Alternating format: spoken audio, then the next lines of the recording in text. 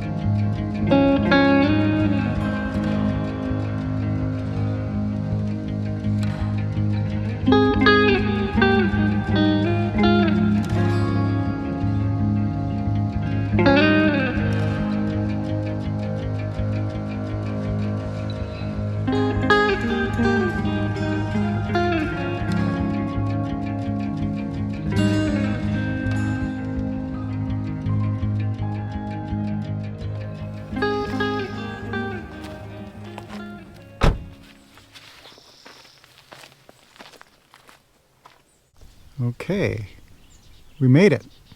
Stevens Creek County Park Lookout Trail. No weapons. All right. I drove around a few different places. I thought I knew where I was going, but I ended up here because this looked like the best trail. I'm not sure if it is, so let's go find out.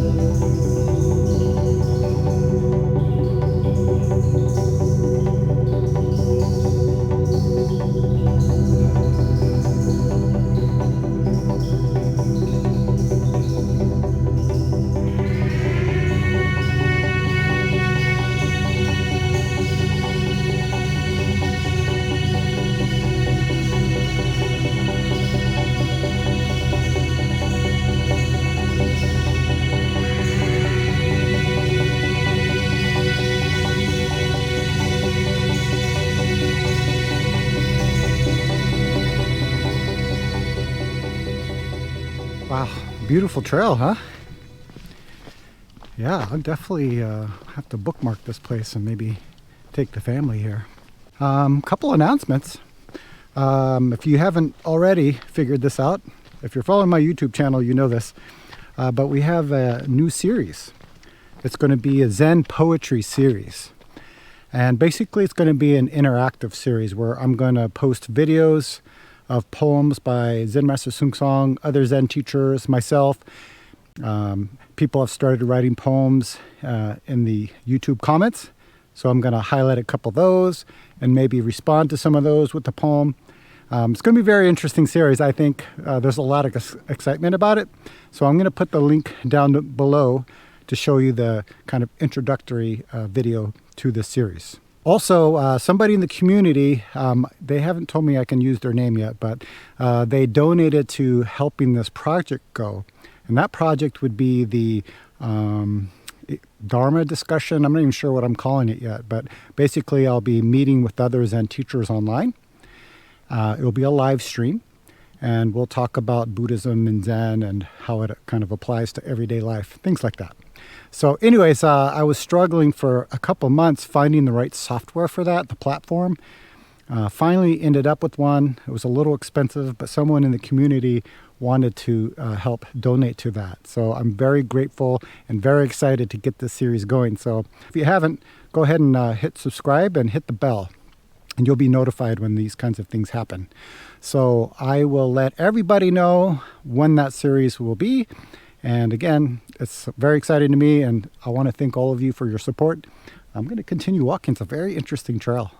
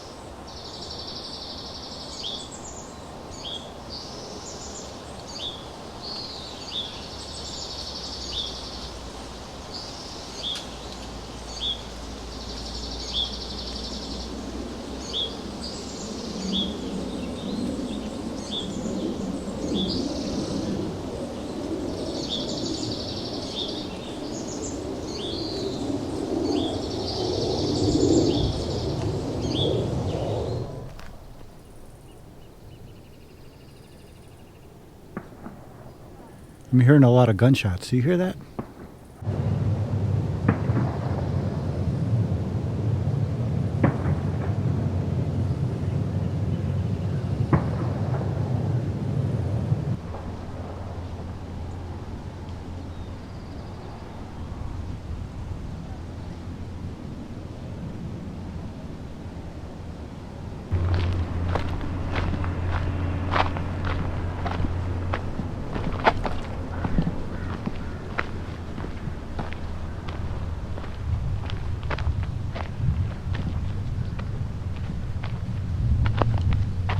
A trail?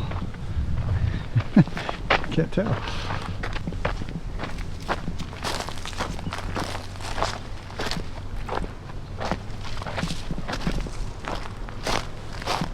How did I get into this?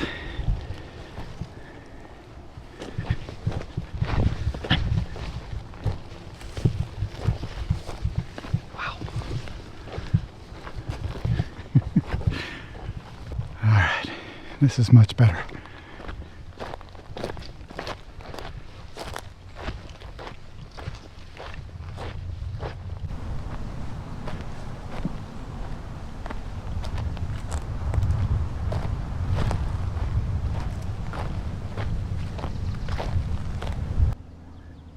Hey friend, you think I can walk by?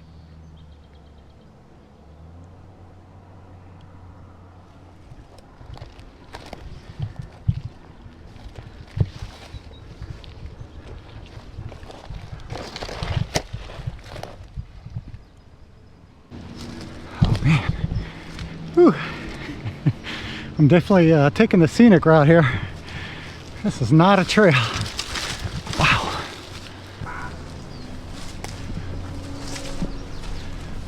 Ooh. Man. Ooh. Luckily I have GPS because the GPS is not working. Supposedly this trail is straight ahead, so I hope so. Let's see. Oh man. Oh.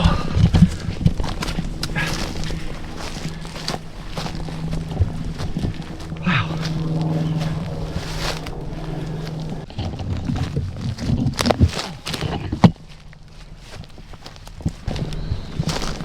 Where are you, trail? Ooh, doggy.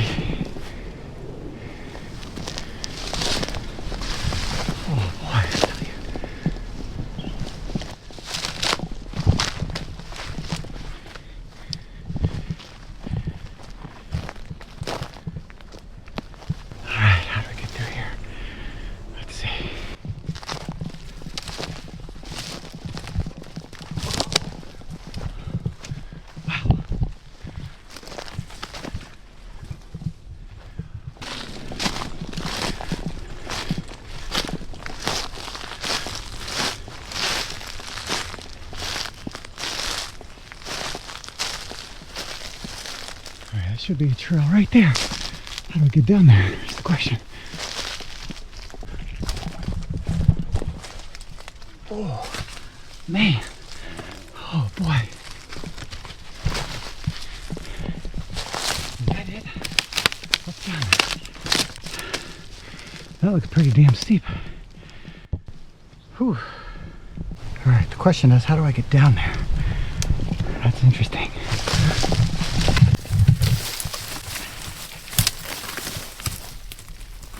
Oh, yeah. Wow. Whew. All right. Looks like used to be a creek here or something. All right. I guess I gotta go under that. Oh.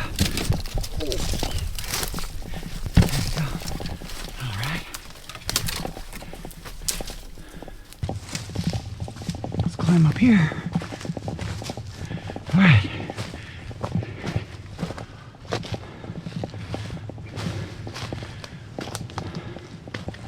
All right, let's go up here.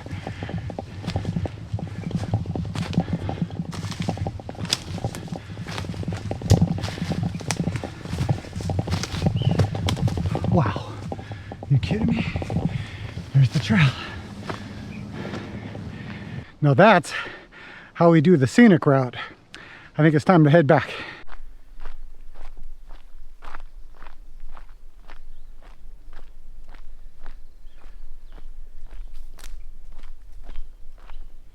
Well, I made it back. Man, that was something. I have thorns stuck in my shoes and my pants and my shirt. My wife, after I've told my wife about some of these trips I've been on, she made me pack a first aid kit. And then when I arrive at the location, I have to send her the location to her phone. Hearing those gunshots back there and also getting lost reminded me of my solo retreat. Now, I have a lot of stories I've been realizing about my solo retreat. Maybe I'll make a playlist about the like solo retreat stories or something like that. But the first was the gunshots, because I did my 90-day solo retreat in northern part of Maine. It was on 200 acres of forest that somebody owned, and there was a cabin there. And I went during the fall, right? I didn't do a winter retreat because the winter, I had to sit at the Providence Zen Center for 3 months. So I sat before that in the fall, and I didn't realize when I got to this cabin that it was hunting season. So when I first got to the retreat location, I was like, oh, amazing. I saw deer running by and all kinds of different animals and birds. But when my retreat started, all the animals took off and went up to the hills. And I realized afterwards, I started hearing gunshots. I was like, oh, okay, they're all hiding. So I would hear gunshots throughout the day during my solo retreat. In fact, when I took hikes, the owner of this forest, or this 200 acres of forest, made me wear this orange vest. So just in case I ran into hunters, they wouldn't shoot me. On this hike here today, as you notice, I got a little bit lost and a little fear appeared. And it was the same feeling I had during a kind of a situation on my solo retreat. So every afternoon, I would take a hike because I didn't really have much time to walk. I did a lot of sitting meditation, a lot of bowing, as you already know, or some of you know, chanting meditation.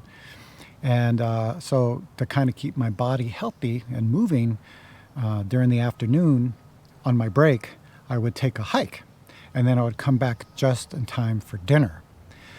But I'm not sure when it was, sometime in maybe the second month, feeling a little bit lonely, wondering what's going out there in the world. I would hear cars drive by in the far distant. So I decided to, hey, during this walk, during the afternoon, I'm going to go see where it is. So I started walking. I was paying attention to where I was going, and it was about maybe a 30-minute hike, and I finally found this very small road where these cars would drive by. It was probably, it doesn't sound exciting, but at that time it was very exciting to see. So when it was time to go back to start preparing dinner, I looked around and I don't know where the cabin is. I don't know which way I came from. So I started to panic. And I really didn't know. I know that there was the road there, so I know it wasn't past that way. So I knew it was somewhere in the other direction, but I had no idea where I was going. And lots of fear came, lots of thinking came. Like maybe the bears are going to eat me, and maybe I won't get back before dark, right? Because it would get dark pretty early in the fall. So I started panicking. It's probably so that I can remember the most fear that I had. So, and it was overwhelming, like the sensations and the feeling. So I didn't know what to do. And all of a sudden, I just started running as fast as I could, just booking across it, jumping over puddles and rocks and big logs, and just going. And I had no idea where I was going. But I was just running. I put all of my energy into running. And it was a very unusual experience because I was running so fast, I had to really pay attention to where I was going, or I would trip and fall. So when I was running this fast and just putting all of my energy into it, I started to connect to this intuition. Now, you've heard me talk about this a lot if you follow my videos and watch them. And like I said, I had nowhere to go, but I was just moving with the land. I don't know if that's the right phrase to say, but that's what it felt like. I was just running. Really, there was nothing else happening. And somehow I saw this unique tree in the distance, and I recognized it. And I said, "Oh, the cabin is this way." And I was able to return to the cabin before dark. You may often hear me talk about digesting our emotions, right? Because usually we feel our emotions, whether it's fear, anger, or sadness. We feel it, make it bigger. So we call that attachment. Or we pretend it doesn't exist, right? Sometimes people use like a meditation practice to pretend like everything's fine and it doesn't exist. That's also a different way of feeling these emotions. But I talk about digesting these emotions, right? So again, when we eat food, that food digests and turns into energy. So if we can just be with what's appearing, any kind of thinking, any kind of emotion, and use our practice to embrace it or to be with it, then that energy turns into strength and wisdom. Sometimes the emotions are so strong that even during sitting meditation, it's not possible. So that's why I usually recommend the 108 prostrations, the bowing meditation, or doing chanting meditation. Something that we can just put our energy into one point, right? To, again, connect to this intuition and digest these experiences. When I first started practicing, I had a lot of anger, and sometimes sitting was very difficult. So I would do extra bows. So I did 250 bows a day because I had so much anger. Like I felt like it might be out of control and maybe I would hurt myself or hurt somebody else, even though I probably wouldn't. But again, like it was just overwhelming sensation. So the bowing really helped, kind of like the story about me running in the forest, just directing all of this energy into the moment. So we're able to, again, be with it and digest it. And I noticed when I did that, that the anger, even though if the anger was there, it didn't really control my actions and speech. I was able to, oh, there's anger, not a problem. And that's something that naturally occurs when we put our energy into practice. Those are my thoughts for the day. Let me know in the comments what you think, and maybe you can share something you do or what practice has helped you when strong emotions or strong thinking appears. I hope you're all doing well, and I will see you very soon.